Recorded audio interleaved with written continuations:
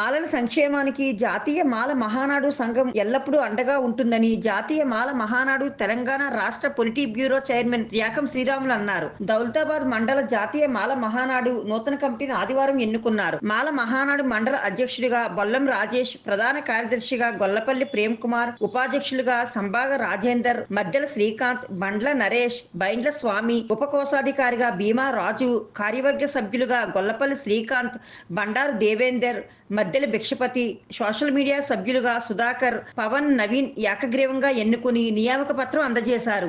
ఈ సందర్భంగా రాకం శ్రీరాములు మాట్లాడుతూ సుప్రీంకోర్టు ఇచ్చిన తీర్పు ఎస్సీ వర్గీకరణతో ఎస్సీ ఎస్టీ ఉపకులాలకు తీరని అన్యాయం జరుగుతుందని, ఎస్సీ ఎస్టీ ఉపకులాల సంఘాలు మేల్కొని వర్గీకరణ వ్యతిరేకం పోరాటం కోసం కలిసి రావాలని కోరారు.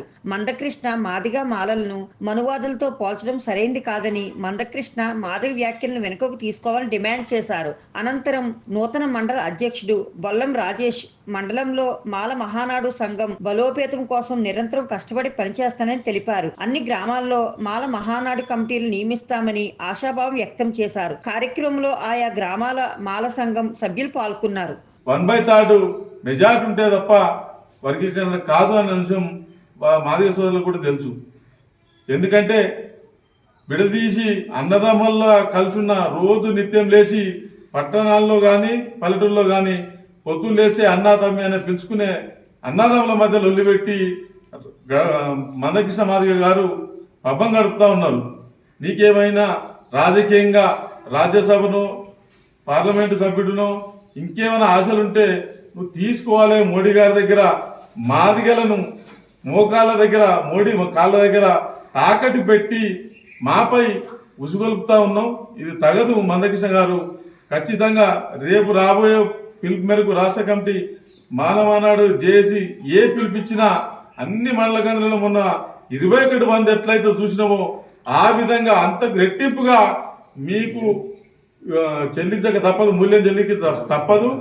సోదరులు కూడా వ్యతిరేకిస్తున్నారంటే మా మాల మేధావులను రాజకీయ నాయకులను ఎవరైతే మనవాదులు అంటున్నామో నువ్వే ఆ మనవాదుల ఆధిపత్యం దగ్గర ప్రధాని మోడీ దగ్గర ఆర్ఎస్ఎస్ వాళ్ళ దగ్గర కాళ్ళు మొక్కి ఒక జేబులోకి వెళ్ళి సుప్రీంకోర్టు తీర్పు ఇచ్చినట్టుగా జడ్జిలను కూడా మోటివేట్ చేసి ఈ తీర్పిచ్చే విధంగా వ్యవహరించినాం. కాబట్టి ఖచ్చితంగా ఈ దౌలతాబాద్ కేంద్రంగా చెమ్ముగుంట ఇది దేవుని సాక్షిగా ఖచ్చితంగా మూల్యం చెప్పించక తప్పదు.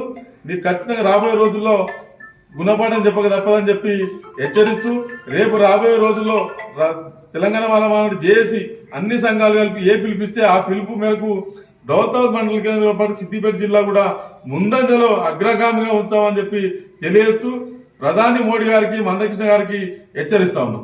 జై భీమ్. ఈరోజు సిద్దిపేట జిల్లా దౌలతాబాద్ మండల కేంద్రంలో అందరూ సమక్షంలో మానవానాడు ఆధ్వర్యంలో నన్ను అధ్యక్షులుగా ఎన్నుకోవడం, దగ్గరగా ఎన్నుకోవడం నాకు చాలా సంతోషం ఉన్నది.